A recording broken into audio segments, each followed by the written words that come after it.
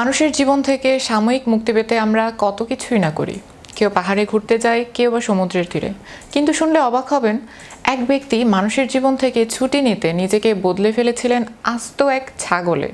শুধু তাই নয়, ছাগল সেজে পাহাড়ে ঘাস খেয়ে দিন কাটানোর এই অদ্ভুত প্রচেষ্টার জন্য তিনি জিতে নিয়েছেন বিশ্বখ্যাত আইজি নোবেল পুরস্কার। বিস্তারিত থাকছে ডেস্ক রিপোর্টে।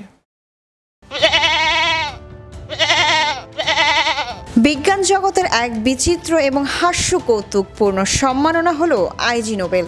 2016 সালে এই পুরস্কারের জীববিজ্ঞান বিভাগে বিজয়ী হয়ে বিশ্বজুড়ে শোরগোল ফেলে দিয়েছিলেন ব্রিটিশ নকশাকার থমাস থুইটেস, যাকে সবাই এখন গটম্যান বা ছাগল মানব নামেই চেনেন। থমাস থুইটেস একজন ব্রিটিশ নকশাকার। তিনি মানুষের জীবনে দুশ্চিন্তা, ভবিষ্যৎ নিয়ে উদ্বেগ এবং সামাজিক জটিলতা থেকে সাময়িক মুক্তি পেতে চেয়েছিলেন। একজন ড্যানিশ ওঝার পরামর্শে তিনি ছাগলের মতো জীবনযাপনের সিদ্ধান্ত নেন, কারণ ছাগলরা মূলত বর্তমান মুহূর্তে বেঁচে থাকে এবং তাদের জীবন বেশ সহজ। নিজেকে ছাগলে রূপান্তর করা কেবল সাজসজ্জার বিষয় ছিল না, এর পেছনে ছিল অনেক গবেষণা।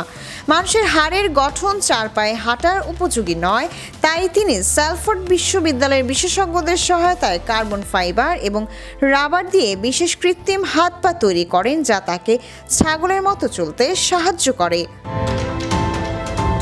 মানুষ ঘাস হজম করতে পারে না। তিনি একটি কৃত্রিম পাকস্থলী সদৃশ্য ব্যাগ তৈরি করেন। তিনি ঘাস চিপিয়ে সেই ব্যাগে থুতুর মাধ্যমে ফেলতেন। রাতে একটি প্রেসার কুকার এবং বিশেষ অ্যাসিড ব্যবহার করে সেই ঘাস ফুটিয়ে এক ধরনের গ্রাস স্যুপ বা স্যুপ তৈরি করতেন, যা থেকে তিনি প্রয়োজনীয় শর্করা ও শক্তি পেতেন।